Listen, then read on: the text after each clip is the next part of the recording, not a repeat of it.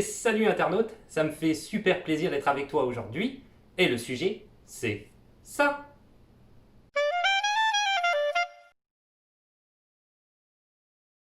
Alors aujourd'hui, une nouvelle petite vidéo sur l'immigration au Canada durant cette fameuse pandémie de la Covid-19. Alors en fait, dans cette vidéo, tu vas voir que je reprends pas mal de points dont j'ai pu parler dans les vidéos précédentes, mais en fait j'ai un grand nombre de questions qui sont toujours en rapport avec la Covid-19 et des questions auxquelles j'avais déjà plus ou moins répondu dans les dernières vidéos. Mais j'en ai tellement via Instagram ou via même YouTube par moment que je me suis dit que c'était peut-être le moment de faire une vidéo synthèse un petit peu de où est-ce qu'on en est par rapport à immigration au Canada, hein, et la Covid-19, la pandémie, quel est l'état même de l'immigration ici au Canada, si elle existe ou pas, et si elle existe, dans quel état. Aussi, tu verras dans cette vidéo, certes c'est une synthèse, hein, je reprends quand même pas mal de choses dont j'ai déjà parlé, mais il va y avoir aussi de la nouveauté. Il y a pas mal de choses que j'ai pu trouver en faisant mes recherches parce que la situation évolue, hein, y compris du côté des services d'immigration du Canada, et elle évolue quand même pas mal dans le bon sens. Très lentement, c'est toujours ça chez eux, c'est très lent, surtout en ce moment. Tu dois le savoir si tu es un adepte de la chaîne et que tu regardes mes vidéos, tu dois le savoir, ou même si tu t'intéresses d'ailleurs au sujet et que tu es toi-même dans un projet ou que tu as fait des recherches sur Internet via leur site Internet. Mais il y a une petite évolution. Donc on va pouvoir quand même en parler dans cette vidéo-là et on commence tout de suite. Alors déjà pour commencer, je reprendrai ce que je dis tout le temps, c'est-à-dire je déconseille vivement aux gens d'entamer des procédures d'immigration en ce moment. Ça va très mal, tous ceux qui sont d'ailleurs en ce moment en procédure parce qu'ils l'ont été avant le mois de mars, par exemple, pourront te le dire, pourront te le confirmer. C'est à s'arracher les cheveux, c'est vraiment compliqué. Donc je déconseille les gens à l'heure actuelle, comme je l'ai déjà dit auparavant, d'entamer des démarches pour faire une nouvelle procédure d'immigration en ce moment parce que ça va être très long, ça va être très compliqué. Tu ne sais pas si tes démarches vont aboutir, tu ne sais pas selon les démarches que tu fais, hein, ça dépend des démarches que tu fais, si tu pourras rentrer sur le territoire canadien. Donc tout est très compliqué. Peut-être que ça serait bien d'attendre que si la pandémie, on l'espère tous, hein, finit un jour, à ce moment-là, tu pourras entamer tes démarches. Tu verras en fin de vidéo, je vais parler un petit peu aussi de l'état de l'immigration au Canada et ça pourrait ouvrir des opportunités. Ça va te donner peut-être un petit peu plus de positif dans la tête pour te dire ok, oui, c'est un projet que je voudrais faire. Peut-être à reporter dans un an ou dans 2 ans, je ne sais pas, ça dépend de la pandémie, c'est toujours pareil. D'un autre côté, tu ne veux pas perdre ton temps et je le sais qu'un projet d'immigration, tu laisses quand même tout en arrière de toi. Donc c'est pas quelque chose que tu prends à la légère. Alors si tu es en stand-by comme ça pendant un nombre de mois, qui est quand même un très grand nombre de mois, alors que tu as vendu ton appartement par exemple, c'est un exemple parmi tant d'autres, ça peut être problématique. Donc ne pas commencer les démarches en attendant maintenant, pour le moment, serait peut-être une bonne idée. Les services administratifs sont toujours très longs. Et il y a toujours à l'heure actuelle des restrictions de voyage, soit une interdiction d'entrée sur le territoire canadien. Seuls les résidents permanents, les citoyens canadiens et le personnel essentiel pendant le coronavirus, pendant cette pandémie, donc on entend par exemple du personnel médical, des gens qui font de l'import-export qui est nécessaire pour le pays par exemple, sont des gens qui peuvent rentrer sur le territoire canadien. Ce sont les seules personnes à l'heure actuelle qui peuvent rentrer sur le territoire canadien. La date de fermeture de la frontière, qu'ils appellent les frontières internationales, donc toutes les frontières canadiennes, a été repoussée jusqu'au 30 septembre. Encore une fois, je l'ai déjà dit auparavant, c'est une date parce qu'il faut tout le temps qu'il donne quand même un point d'ancrage, une date en se disant si jamais la pandémie cesse d'ici là, au moins on a une date butoir, mais il y a de grandes chances qu'elle ne le soit pas et que ce soit encore repoussé. Donc tu ne peux pas non plus te fier au 30 septembre et dire ok, 1er octobre c'est bon j'arrive, on n'en sait rien. Ça va sûrement être repoussé encore. Lenteur administrative, la plupart des gens, si tu regardes cette vidéo et que tu n'as pas regardé les autres et que tu es nouveau sur la chaîne, la plupart des gens qui sont sur la chaîne pourront clairement te le confirmer, c'est atroce. Les lenteurs administratives, c'est atroce. Encore une fois, ne commence pas ta procédure pour le moment. Au niveau, donc, des résidents permanents, alors, il y a un truc qui était, donc évidemment, il faut que tu aies un plan de, je vais réussir à parler, merci, beaucoup d'hésitation. Évidemment, il faut que tu aies un plan de quatorzaine, hein. Bon, si tu ne le sais pas, voilà, il faut un plan détaillé. Par exemple, si tu es résident permanent ou même citoyen canadien ou même personnel essentiel et que tu arrives ici, il faut absolument que tu puisses te confiner pendant 14 jours. À toi d'avoir un plan détaillé, où est-ce que tu vas être logé exactement, comment tu vas faire pour la bouffe. Alors, il y a plein de gens qui me posent des questions par rapport à l'épicerie, ils sont pas trop sûrs, ils connaissent personne ici au Canada, ils ont réussi à avoir un logement, soit Airbnb par exemple, ou des amis, et ils se disent comment je vais faire pour me nourrir. Alors, il y a des possibilités maintenant avec Internet. Donc, je vais quand même en parler, je vais en profiter de cette vidéo pour en parler. Tu peux passer soit par Uber Eats, donc là c'est par exemple c'est du fast-food, hein, tout type de fast-food que tu pourras commander directement et c'est un gars Uber qui va venir te le livrer chez toi. Ça peut être un petit peu cher au fur et à mesure. Si tu te nourris en plus tous les jours comme ça, c'est peut-être pas non plus. Ben, il y a de la bouffe chinoise, etc. qui peut être livrée, mais c'est peut-être pas super équilibré. Tu peux aussi te faire livrer directement à la maison venant d'un supermarché. Il y a des supermarchés qui vont donner la possibilité, il y en a quand même pas mal, partout au Québec, de commander directement sur Internet et il y a un commis d'épicerie sur place dans le supermarché qui va suivre en fait ce que tu as commandé sur Internet, remplir le caddie et te l'envoyer directement chez toi via un livreur. C'est sûr que c'est pas idéal, mais c'est mieux que rien. C'est pas idéal dans le sens où tu peux pas vraiment choisir tes fruits et tes légumes. Bon, voilà, il y a certaines choses que tu fais quand tu es dans un supermarché que tu pourras pas faire, mais quand même, ça peut réellement aider. Aussi, un nouveau point pour la quatorzaine qui ont mis en vigueur il y a vraiment pas longtemps et qui est très intéressant. À l'heure actuelle, tu peux. Alors, à l'époque, on va revenir sur ce que c'était avant. À l'époque, il fallait absolument que tu sois confiné à ton lieu d'atterrissage. Donc ça veut dire évidemment tu arrives à Montréal, hein, si on parle du Québec. Hein. À Toronto, si on parle, voilà, si tu arrives à Toronto, mais là on va parler du Québec. Donc tu débarques à Montréal, il faut absolument que tu sois confiné à Montréal. C'est plus le cas à l'heure actuelle. Tu peux débarquer à Montréal. Alors évidemment, quand tu vas débarquer à Montréal, il y a, mais ça tu t'en doutes un petit peu, ils vont vérifier si tu as des symptômes, hein, aux douanes. C'est comme ça à l'heure actuelle avec la pandémie. Mais si tu n'as pas de symptômes, tu vas avoir la possibilité et le droit d'aller te confiner où tu veux. Donc si jamais, je salue, là il y a quelqu'un qui me parle souvent qui va aller bientôt à la TUC. Si jamais tu vas à la TUC par exemple, tu vas avoir la possibilité d'aller te confiner à la TUC si tu n'as pas de symptômes. Évidemment, il ne faut pas que tu aies de symptômes. Mais sans symptômes, c'est possible. Donc ça, c'est quand même une nouveauté qui est pas si mal parce que ça t'ouvre peut-être un petit peu plus de perspective et te dire, bon, bah, au moins, je vais pouvoir déjà être confiné à l'endroit où est-ce que est mon lieu de vie, où est-ce que est, par exemple, mon contrat de travail si jamais tu avais un permis de travail fermé et que tu avais déjà un employeur. Et si, par exemple, tu peux commencer à travailler en télétravail, ben, c'est tout bénef. Donc c'est quand même une très bonne nouvelle. Voilà, je vais arrêter là pour ce segment.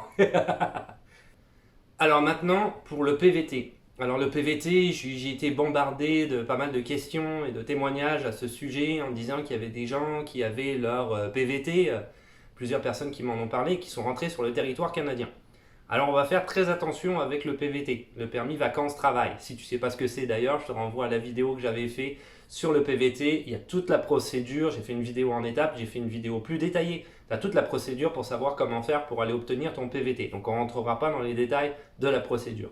Par contre, ce qui se passe au niveau du PVT, c'est que depuis la mi-mars, et ça c'est un fait, tu peux aller le vérifier, depuis la mi-mars, des rondes d'invitation, les procédures sont arrêtées. Tu ne peux pas t'engager dans une procédure de PVT. Il n'y a pas de ronde d'invitation depuis la mi-mars pour le PVT. Je parle du PVT encore une fois. Hein.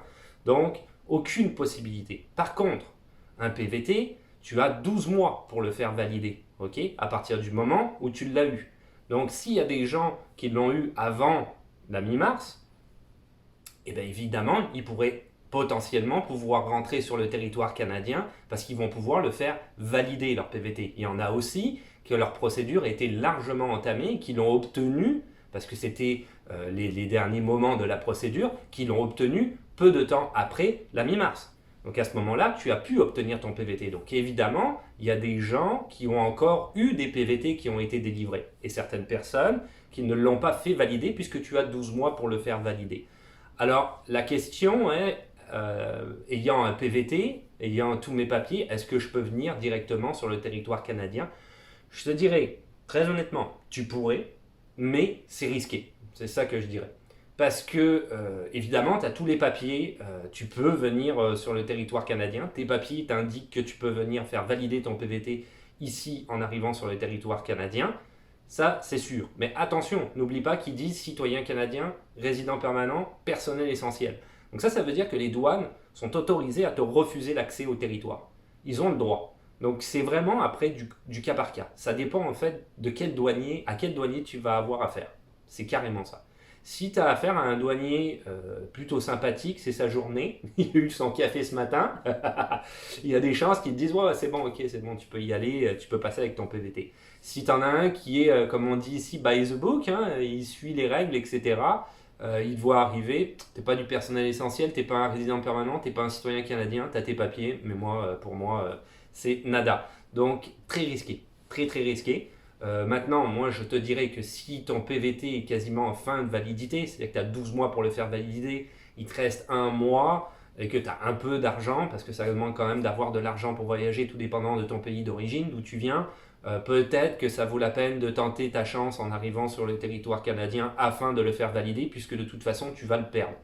Donc peut-être à ce moment-là, mais ça encore une fois c'est une question d'opinion et c'est surtout la mienne. C'est surtout la mienne. Donc on continue avec la résidence permanente. Alors la résidence permanente, je vais répéter ce que j'ai déjà dit dans d'autres vidéos. Il faut vraiment que tous tes papiers soient prêts, que ton plan de quatorzaine soit prêt, que tu sois au tip top pour venir ici. Il faut que tout soit prêt, vraiment nickel. Sinon, ils ne vont pas t'accepter l'entrée sur le territoire s'il y a la moindre faille dans tes papiers. S'il y a quelque chose qui manque, ton plan de quatorzaine doit être détaillé, où est-ce que tu vas, etc., etc. Et tous tes papiers doivent être détaillés. Alors, si tu es, et ils le disent sur le site internet, et je l'ai déjà dit dans une vidéo précédente, si tu es en fin de procédure, parce que malheureusement, tout le monde dans son projet d'immigration à l'heure actuelle, peu importe lequel, fait face à des lenteurs administratives incommensurables, c'est horrible. Donc, tu es tout le temps en train de les contacter, en fin de compte, pour dire où est-ce que ça en est pour mes papiers, parce que ça avance pas du tout. Donc, si tu es en fin de procédure, et que tu vois, tes papiers ont même perdu la validité des papiers que tu devais fournir, et que tu l'auras fourni, à ce moment-là, quand tu les contactes, c'est ça qu'ils disent pour la résidence permanente, tu les contactes qu'à partir du moment où tu es prêt. Parce que quand ils vont te répondre, au téléphone ou par email, j'imagine par email, ils vont dire oh oui c'est bon, tes papiers sont validés, tu peux venir tout de suite. Donc, comme on dit sur internet, on niaise pas avec ça. Donc, autre chose aussi qui est très importante par rapport à la résidence permanente ou si tu viens sur le territoire canadien tout simplement et que tu y es autorisé, l'application, j'en avais parlé dans une autre vidéo aussi, Arrive Can. L'application Arrive Can sur ton cellulaire, hyper important, essaye de l'avoir, ça va te faire gagner en fait, tu rentres tes coordonnées etc. Là, dans cette application là, ça va te faire gagner un temps précieux aux douanes, vraiment un temps précieux. Donc c'est très intéressant parce que maintenant il vérifie les symptômes, il vérifie tous tes papiers de manière... en plus il y a le plan de quatorzaine qui s'est raccroché, qui n'était pas là avant, donc c'est beaucoup plus long aux douanes. Okay, donc véritablement, Arrive Can, prends ça et tu vas gagner du temps et c'est quand même très très bien. Alors j'ai eu plusieurs questions à ce niveau-là par rapport à la famille quand tu es résident permanent. Oui, depuis 2 ou 3 mois je pense, j'en avais parlé dans une vidéo précédente aussi. Ta famille peut t'accompagner quand tu es résident permanent, ok? Ils ont débloqué ça. Tu n'es pas obligé de venir et de dire bon, bah, probablement que ma famille va me suivre après. Tu sais qu'ils n'ont pas vraiment de statut, tu es le requérant principal, ils sont tous par rapport à toi. Donc, liés sur ton dossier, ça pourrait être compliqué. Là, oui, ils ont ouvert ça, cette possibilité-là. Ta famille peut venir t'accompagner, il n'y a pas de souci. Tout ce que ça va demander, en fait, le minimum, c'est un permis visiteur pour ta famille. Et aussi, il faut qu'il puisse rester un minimum de 15 jours sur le territoire. C'est super important. Maintenant, moi je te déconseille honnêtement de venir ici avec ta famille et au bout de 15 jours de dire à ta famille tu peux retourner dans ton pays d'origine et revenir par après parce qu'ils ne pourront pas revenir. Donc, clairement, tu viens avec ta famille quand même dans l'esprit de t'installer pour une période assez durable. Hein, on s'entend. Donc, permis visiteur, ce qui va te demander une autorisation de voyage électronique pour ta famille, et Dieu sait que tout le monde pourrait te le dire sur la chaîne que c'est pas évident d'en avoir une à l'heure actuelle, ça se fait, mais c'est pas évident. Donc, permis de visiteur, autorisation de voyage électronique pour ta famille, ok? Aucun souci avec ça. Il y a des gens, encore une fois, j'ai eu plusieurs témoignages là-dessus, qui disent j'ai tous mes papiers, par exemple permis de travail, on parle plus de résidence permanente, j'ai un permis de travail, ouvert, fermé, peu importe. fermée, c'est encore mieux. Mais mes enfants qui sont mineurs doivent venir étudier ici au Canada et n'ont pas encore de permis d'études. Je suis en attente du permis d'études. Ça, c'est une erreur. Parce que, en fait, tu pourras aller voir directement sur le site du Canada, à partir du moment où tu as un permis de travail ici au Canada, tes enfants peuvent aller étudier sans permis d'études. Et c'est écrit en caractère gras sur le site du gouvernement. Donc, je serai toi, j'attendrai pas et j'irai tout de suite au Canada. Parce que ça peut te mettre dans une situation fâcheuse. Comme je le disais tout à l'heure, tu as vendu ton appartement, tu es en attente, tu sais pas où aller. Tu t'es dit, ah, le gouvernement canadien va me répondre à ce moment-là. Et finalement, tu es 2 mois plus tard et ils t'ont toujours pas répondu. Donc, réellement, dans ce genre de situation, encore une fois, c'est du situationnel, mais dans ce genre de situation, n'attends pas. Viens directement au Canada, il n'y a pas de souci. Si jamais il y a besoin d'un permis d'études, tu peux faire les demandes directement aussi du Canada. Alors, si tu as un permis de travail ou si tu es résident permanent, ta famille t'accompagne, il n'y a pas de souci. Ils vont venir ici. Évidemment, comme je l'ai dit, ta femme doit absolument, ton conjoint ou ta conjointe, ton mari ou ta femme doit absolument avoir un permis visiteur. Il faut quand même qu'il ait quelque chose comme papier, une base. Mais après ça, fais tes démarches directement ici au Canada. Encore une fois, tu vas attendre moins longtemps. Donc ça, c'est quand même très important. J'ai vu plusieurs témoignages comme ça de gens qui sont bloqués. Par exemple, le permis d'études pour les enfants mineurs. Et alors que tu n'as pas besoin d'attendre, quoi. Donc c'est vraiment dommage. Donc renseigne-toi là-dessus, ces choses-là, et très certainement que tu vas pouvoir venir quand même plus rapidement au Canada, surtout dans les conditions actuelles où je sais que c'est pas évident pour personne en fait. Ensuite, on va parler des étudiants. Alors pour la résidence permanente aussi, évidemment, il y a des vidéos sur la chaîne, j'avais déjà dit, où il y a toute la procédure de la résidence permanente si tu veux savoir comment ça se passe pour un projet lointain, hein, pas pour maintenant. Je déconseille aux gens d'entamer les procédures maintenant parce que c'est une catastrophe au niveau de la lenteur administrative et voilà. Bon, je ne vais pas répéter ce que j'ai dit. Au niveau des étudiants, alors au niveau des étudiants, oui, il y a des gens qui me demandent s'ils peuvent rentrer sur le territoire canadien. Encore une fois, je te le déconseille vivement. Tu ne fais pas partie ni citoyen canadien, ni résident permanent, ni personnel essentiel. Tu es juste un étudiant aux yeux des douanes, bien que ça peut être important, mais pour les douanes, tu n'es pas grand-chose.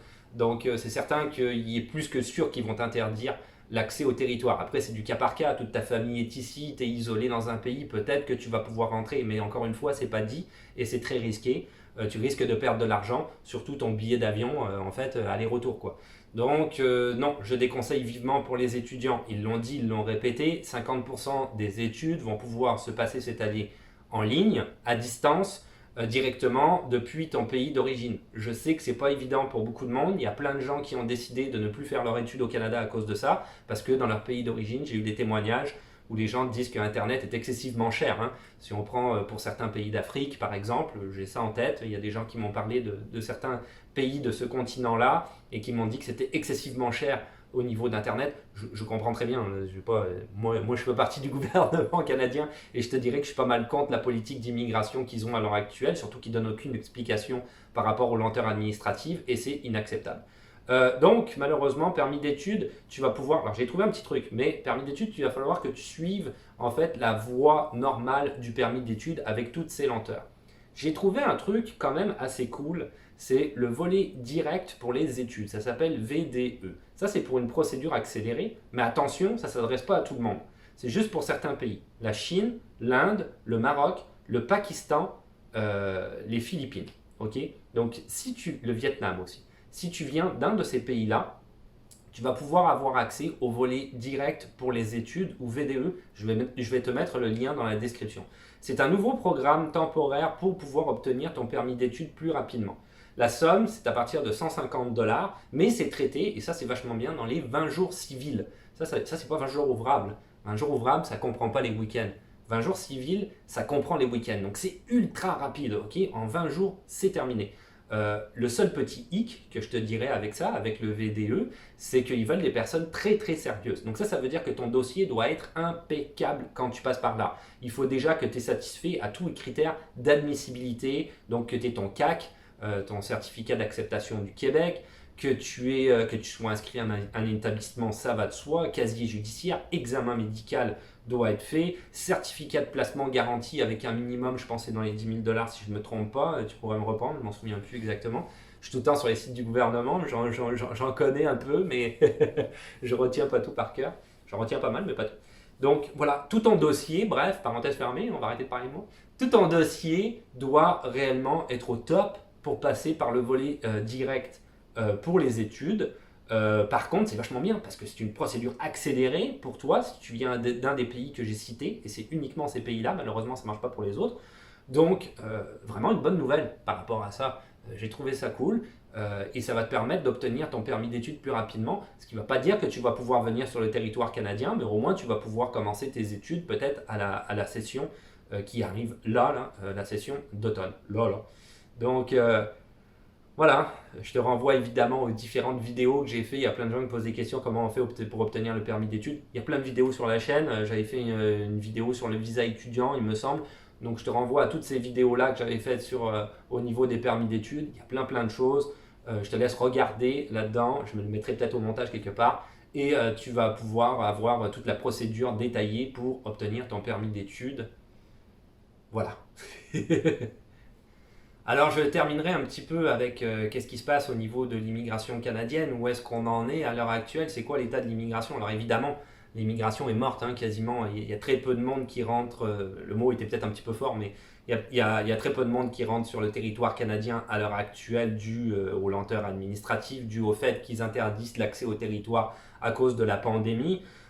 Mais il va y avoir des effets là-dessus. En fait, quand tu regardes au niveau des statistiques qu'ont donné Immigration Canada, eux, ils voient qu'en moyenne, c'est une moyenne, c'est toujours des moyennes ces statistiques-là, une personne va mettre à peu près 9 mois, c'est une moyenne de toutes les procédures d'immigration pour obtenir ses papiers. Il y en a qui sont plus longues, il y en a qui sont moins longues, en moyenne c'est 9 mois. Donc en fait, ce qu'ils s'attendent, c'est que évidemment le pays, le Canada avait déjà, et c'est pour ça qu'il y a une immigration quand même assez importante chaque année, une pénurie de main-d'œuvre. Et ils s'attendent à une augmentation de 20% de cette pénurie de main-d'œuvre qui est déjà existante. Alors, dans un délai d'à peu près 9 mois. Parce qu'en fait, il y a des gens qui ont déjà obtenu comme ça leur résidence permanente et on va attendre à peu près 9 mois, c'est ça l'idée, que évidemment plus personne, je dis résidence permanente, mais n'importe quelle procédure, on va dire, d'immigration où tu peux rentrer sur le territoire canadien, on s'entend, tu as bien compris. Mais après 9 mois, il n'y aura plus personne d'avant mars qui va avoir des procédures engagées. Donc à partir de là, ils s'attendent, il y a encore des gens qui vont rentrer, mais il va y avoir une grosse chute au niveau de l'immigration et ils pensent rajouter 20% à peu près, c'est ça les chiffres, à la pénurie de main-d'œuvre qui est déjà existante. C'est ça qui va arriver. Donc évidemment, ici, il y a des gens qui disent oui, mais le taux de chômage va augmenter à cause du coronavirus, etc., etc. Ce taux de chômage-là n'ira pas combler cette perte d'emploi qui existe déjà en pénurie de main-d'œuvre. Parce que c'est des emplois, quand on regarde pour la plupart, et dans tous les domaines d'activité, qui sont en bas de l'échelle, sans être péjoratif. Si par exemple je prends les préposés aux bénéficiaires dans le milieu de la santé, parce qu'on en parle beaucoup en ce moment, c'est eux qui sont plus en manque que les autres. Même si on manque aussi d'infirmières et de médecins, on manque encore plus de préposés aux bénéficiaires. Si on prend l'alimentation, ça va être tout ce qui sont qu'on appelle ici les commis d'épicerie. Les gens qui travaillent dans les supermarchés pour remplir les tablettes et pour être caissier à l'avant. Les gens qui emballent les courses, puisqu'ici on peut emballer les courses dans certains supermarchés, c'est ces gens-là où il y a une pénurie de main-d'œuvre certaine. Et dans tous les domaines d'activité, tous, il y a une pénurie de main-d'œuvre à ce niveau-là parce que c'est l'immigration qui remplit, je te dirais, voilà, ces jobs-là. Parce que tout simplement, d'abord, il y a des gens qui arrivent qui n'ont pas de diplôme, qui font leur étude. En attendant de faire leur étude, ils décident d'aller chercher un petit job et après ils vont changer. Une fois que leurs études sont faites, ils vont aller chercher un travail qui peut-être leur correspond davantage. Il y a des gens qui, eux, décident simplement de faire des petits jobs et de se créer une expérience de vie, une expérience professionnelle à partir de là et de travailler dans un autre domaine à partir de là. Donc, par exemple, l'alimentation, tu peux commencer commis d'épicerie et finir comme gérant de supermarché, pourquoi pas. Donc, tous les immigrants, beaucoup d'immigrants commencent toujours par les petits jobs, peu importe qu'est-ce que tu vas faire par la suite. C'est souvent par là que tu rentres, le temps que tes études soient faites, etc. Donc, si on arrête l'immigration, mais évidemment, on n'a plus cette masse de personnes qui peuvent combler ces jobs-là. Et les Québécois, ils ne veulent absolument pas faire ces jobs-là. C'est sûr que non. Aussi, les usines à l'heure actuelle, donc par exemple agroalimentaires, etc., sont basées à 90% sur la population immigrante, je te dirais. C'est des jobs qui sont très difficiles. Et il y a une baisse à l'heure actuelle depuis le mois d'avril, ils disent à peu près de 30%. C'est-à-dire qu'ils ne peuvent plus avoir 100% d'employés. ils ont 70% d'employés dans les usines qui ont réouvert un petit peu avant l'été. Ils sont tombés à 70% d'employés parce qu'ils n'ont pas ce 30%-là. Ce 30%-là est inexistant. Ils ne sont pas capables de trouver des gens pour pouvoir venir travailler. Donc on voit que c'est un gros problème et que l'immigration va résoudre ce problème-là quand la pandémie sera terminée. Donc on va avoir besoin de gens. Pas moi, le Canada va avoir besoin de gens, je pense que tu as compris. Donc voilà, je terminerai là-dessus. Ça, c'est des chiffres, c'est des vrais chiffres que j'ai trouvés sur le site d'Immigration Canada. Évidemment, encore une fois, ce sont des statistiques, mais quand même, des statistiques, des fois, ça donne une idée un petit peu de la réalité des choses. Voilà, j'ai plus de souffle. Et voilà, c'est tout pour aujourd'hui. Donc j'espère que cette nouvelle vidéo t'aidera à y voir peut-être un petit peu plus clair sur la situation en ce moment. Il y a des petites nouveautés, tu as pu le voir quand même, notamment au niveau de la quatorzaine, je trouvais ça vachement bien. Maintenant, tu n'es plus obligé de rester à Montréal, ouais, c'est ça. Tu peux aller exactement où tu veux, donc c'est quand même une très bonne nouvelle, je trouvais ça cool. Voilà, ça évolue très lentement. Maintenant, on attend tous un vaccin, comme je le dis d'habitude, et on va voir ce que ça donne, si vaccin il y a. Et on va voir comment la situation va évoluer par après.